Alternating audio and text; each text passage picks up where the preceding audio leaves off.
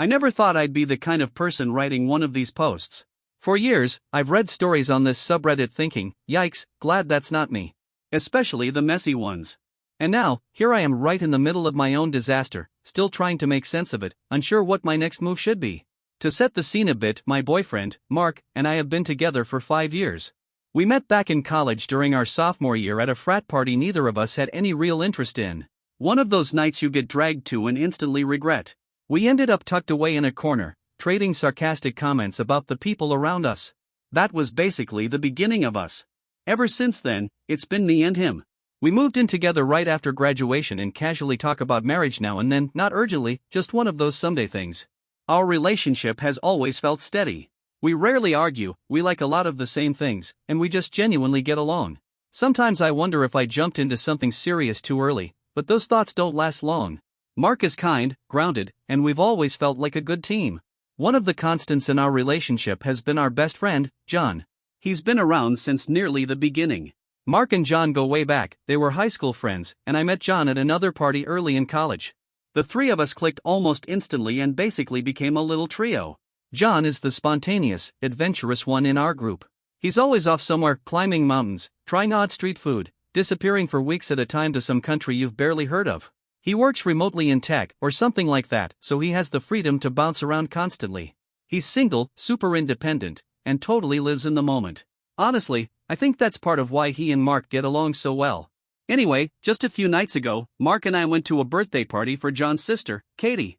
We were really excited because John had just gotten back from spending a month in Russia doing who knows what. He said it was for fun and to soak in the culture, but with John, there's always a bit of mystery. He had literally landed, dropped his bags, and showed up to the party within 2 hours of getting home. When we saw him, it was the usual hugs, missed you, and quick surface-level catch-ups about what had happened while he was off exploring. The party itself was packed, mostly Katie's friends and extended family.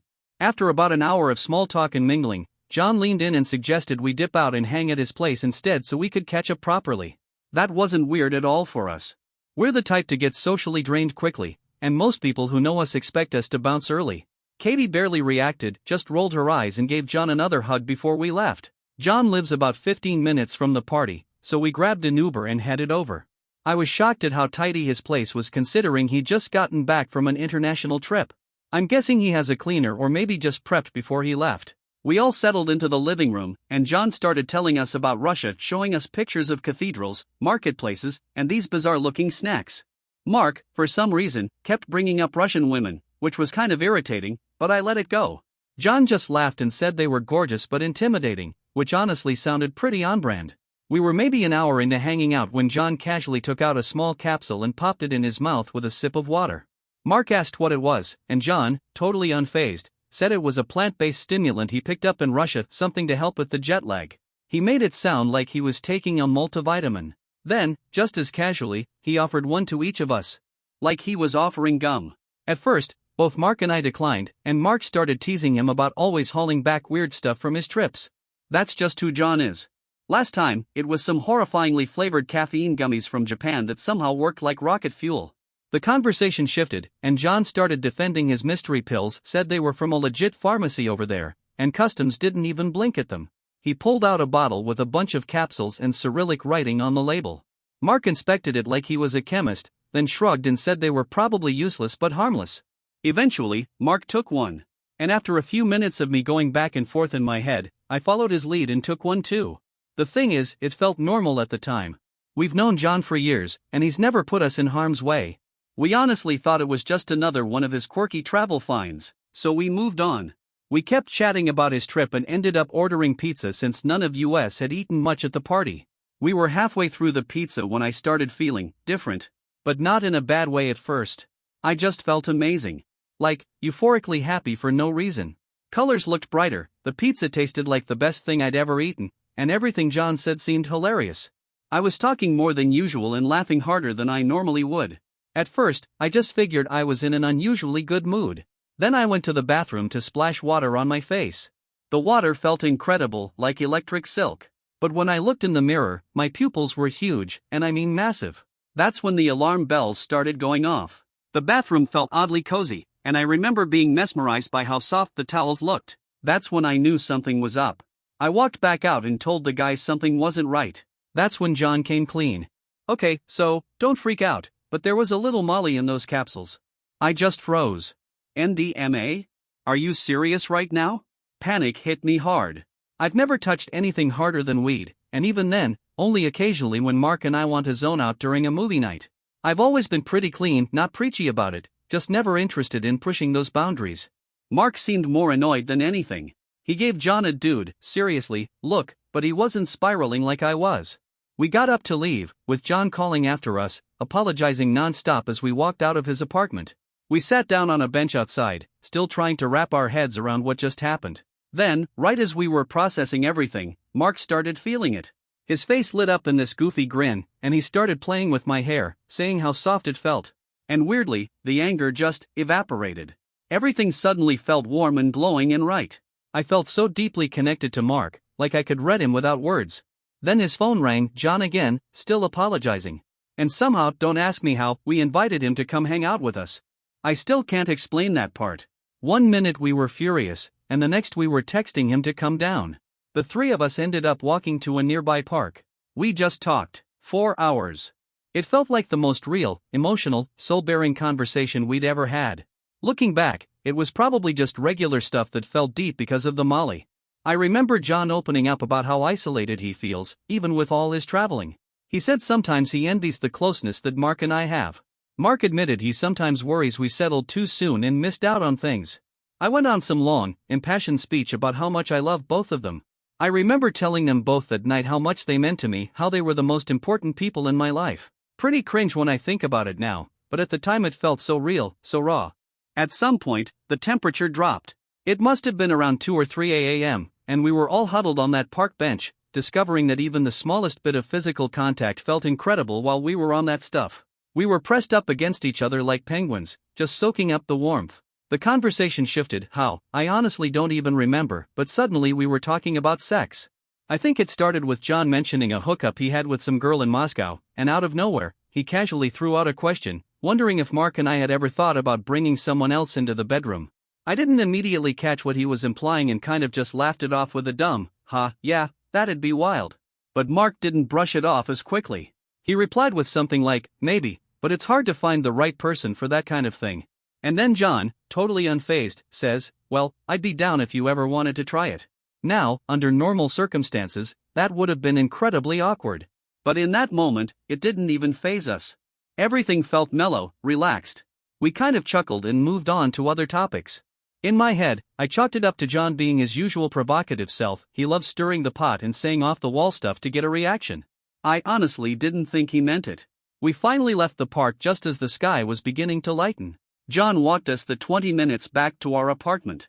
By that point, we were definitely coming down to tired, foggy, but still riding that weird emotional closeness.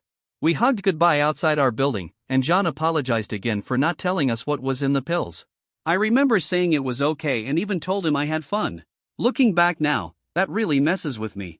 The next morning hit hard. Physically, I felt like hell, dehydrated, pounding headache, the works. But emotionally? I was a wreck. Once the effects had fully worn off, the realization of what happened just crashed down on me. John had drugged us. Without our consent. And that's not something you just shrug off. What if something had gone wrong? What if I had a medical condition I didn't know about? What if one of us reacted badly? I was furious. Meanwhile, Mark seemed way too chill about the whole thing. He kept brushing it off with stuff like, well, nothing bad happened, or honestly, once we got past the shock, it was kind of fun. And that infuriated me even more. How could he not be upset? Our best friend slipped us MDMA without warning, and Mark was just fine? Later that day, John dropped by to check on us. He brought Gatorade and breakfast burritos, like that was going to magically fix everything.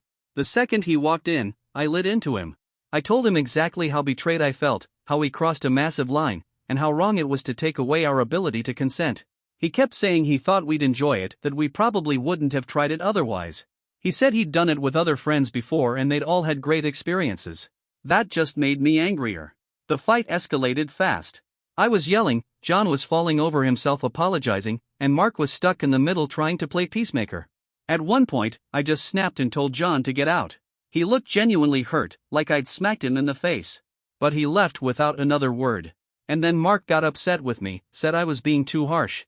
That started another argument, me accusing him of not taking it seriously, and him insisting I was overreacting.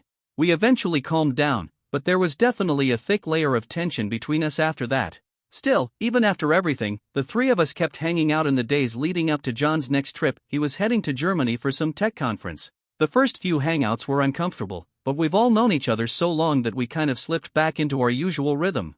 At least on the surface. John was walking on eggshells around me, extra polite, overly careful. I made it clear that while we were still friends, the trust we had before was gone. I wasn't going to pretend like things were fine. He nodded and said he understood. We reached a sort of uneasy truce after that. We kept doing our usual hangouts, grabbing food, watching movies, playing board games. It all looked normal from the outside, but I could feel the shift. Something was different. I even noticed John and Mark exchanging weird glances when they thought I wasn't looking. I didn't think much of it at the time, but now I wish I had. Then yesterday, completely out of nowhere, Mark drops a bomb on me.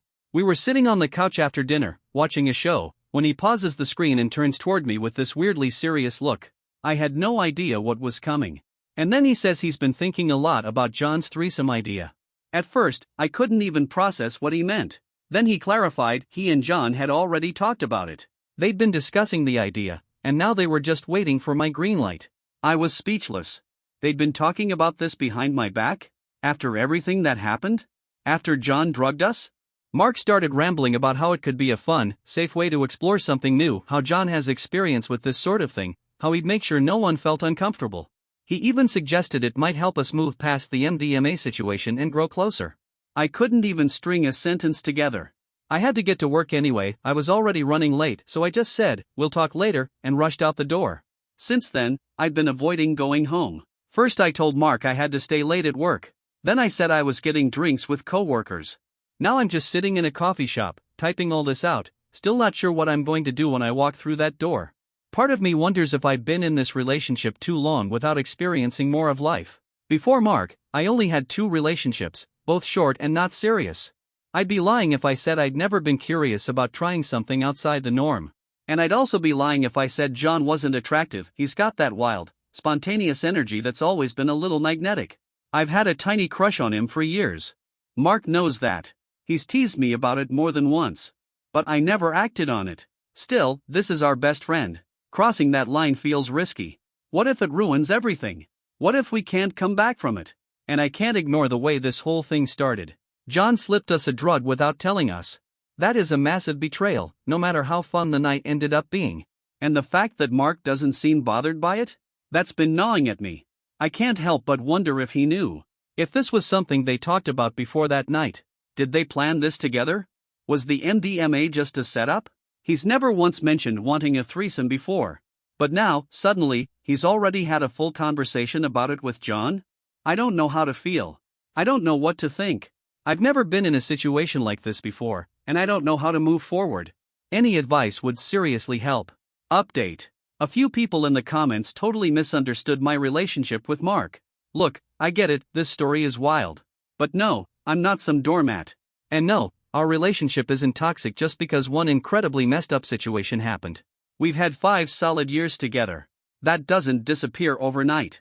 Anyway, a lot has happened since my original post, and I wanted to update those of you who cared enough to give thoughtful advice.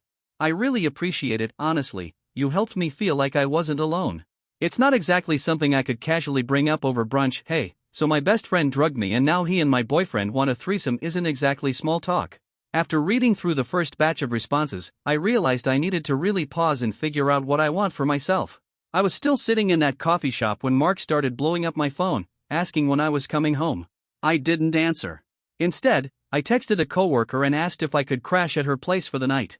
Thankfully, she said yes right away, no questions asked, though I gave her a watered-down explanation. I just told her Mark and I had a fight and that I needed a little space. That night, I ignored every message and call that came through. Mark called 6 times, sent a bunch of texts asking where I was, if I was safe, if we could talk. John messaged twice asking if everything was okay and saying Mark was worried. Eventually, I just turned my phone off. I couldn't deal with any of it anymore. The next morning, after barely sleeping, I turned my phone back on and sent a message to both of them. I asked them to meet me at this cafe downtown at 10 a.m. I figured a public place would help keep things civil, and if I needed to leave fast, I could. I'd spent most of the night running through everything I wanted to say. I even jotted down a few notes so I wouldn't forget the important points when emotions started to rise. I got to the cafe about 10 minutes early, but they were already there, sitting at a table with my usual drink waiting for me. I couldn't tell if it was a sweet gesture or just some attempt at softening me up. Both of them looked rough. Mark had dark circles under his eyes, and John looked like he hadn't touched a comb. That stood out since he's usually pretty polished. The second I sat down, they both started talking at the same time, but I held up my hand and told them firmly that I needed to speak first, without being interrupted. They mostly respected that, even though they tried to jump in a few times when they didn't like what I was saying. I don't remember my exact words, but here's the heart of it. I looked at John and told him flat out that what he did was completely messed up. Giving someone drugs without their knowledge or consent is never okay, no matter what the outcome was or what he thought would happen. It didn't matter if he assumed we'd enjoy it or that we just needed a little push. That decision wasn't his to make. He put us in a dangerous position. What if one of us had a bad reaction? What if we'd gotten stopped by the police? What if I had some health condition he didn't know about? He didn't just break trust, he shattered it in a really personal, irreversible way. I told him honestly that I didn't know if I'd ever fully trust him again. Then I turned to Mark and said, "And you, I can't wrap my head around how little this seems to have bothered you." I told him that the way he brushed it off made me question whether he'd known about the MDMA all along. I even asked him if this had been some kind of setup, if they'd planned the whole thing to pressure me into agreeing to a threesome. Because that's what it felt like. I told him it was deeply unsettling that he'd talked to John about something that intimate without including me in the conversation. Did he not think I deserved a say in decisions about my own sex life? Did he just expect me to go along with whatever they decided? I said I didn't trust either of them at that moment. They'd both crossed a line, and there was no easy way to walk that back. I was shaking as I said all this, my voice cracked more than once, and I couldn't look either of them in the eye for long. I was sweating through my shirt, but I got through it. I said what I needed to say. After that, I told Mark that he should stay at John's place for the time being. I needed space. I needed our apartment to myself to think clearly. When he asked me if this meant we were breaking up, I told him the truth, I didn't know yet. Their first reactions were defensive. John kept repeating things like, "It wasn't that serious, and you had fun though, didn't you?" Mark said I was blowing things out of proportion and insisted that neither of them would ever do anything to intentionally hurt me. But none of that mattered, because they were missing the point. This was about trust, about consent, about feeling safe with the people I love. Once they realized how serious I was, their tones changed fast. John's whole face fell. He looked like he was about to cry. He said, "Forget the threesome. I wish I could take it all back." He kept saying our friendship meant more to him than anything else, and that he'd do whatever it took to fix what he broke. Mark looked stunned, like he was finally hearing me for the first time. He swore he had no idea about the MDMA, that he was just as shocked as I was. When I asked why he wasn't more upset about it, he said something about trying to make the best of a bad situation and not wanting to ruin things with John. It felt like a weak excuse, honestly. I held my ground. I told them both I needed at least a full week with no contact. No calls, no texts. I said I'd reach out when I was ready, but until then, I wanted space. I also made it clear I wasn't making any final decisions in that moment. I just needed time to think. Right before I left, Mark asked me for a hug. I hesitated, but eventually gave in. It was stiff, awkward, nothing like the comforting hugs we used to share. He whispered, "Please don't leave me." And yeah, it wrecked me a little, even though I know I didn't do anything wrong here. John tried to hug me too, but I just shook my head and walked away. I went straight home, packed a bag with enough stuff for about a week, and left. I didn't want to risk Mark coming home and ignoring my request. I'm still staying with my coworker, and she's been incredibly kind even though I've only told her the basics. Later that day, I got a text from Mark. He said, "John canceled his Germany trip, so I'll stay with him until you're ready for me to come home if you ever are. Just try to remember I love you more than anything." I didn't reply. I still haven't. The next few days were strange. I threw myself into work and tried not to think about anything, but it didn't work. It's all I think about. I keep bouncing back and forth. Some moments, I feel like I'm being overly dramatic and should just forgive them both. I mean, nothing horrible happened. They're both sorry, right? But then other times, it feels like something shifted in a way I can't ignore. Like I saw a version of them I wasn't supposed to see. After a few days of silence, I finally opened their texts. John sent a long apology, both to my phone and my email. He said he now understands how serious what he did was, and that he's planning to go to therapy to figure out why he thought it was okay to cross that line. He mentioned he'd been reading up on boundaries and consent and admitted that what he did was wrong. It seems sincere, but I really don't know anymore. Mark's messages were more emotional but less reflective. Mostly, it was stuff like "I miss you, please talk to me," and "I'm sorry." But he didn't really say what he was sorry for. Just that he hated seeing me upset. That bothered me. My coworker thinks I should end it with Mark. She doesn't know all the details, but she said the fact that I felt the need to physically leave our home says a lot. And I think she's right. So that's where I'm at. That cafe confrontation helped me let go of a lot I was holding inside, but I'm still stuck with a ton of unanswered questions. I'm not ready to decide anything yet, but I'm also not pretending things are okay. I won't be able to post another update after this, sub rules and all, but I wanted to close the loop for those of you who follow this whole story. I might not have clarity yet, but I know I'm stronger than I thought.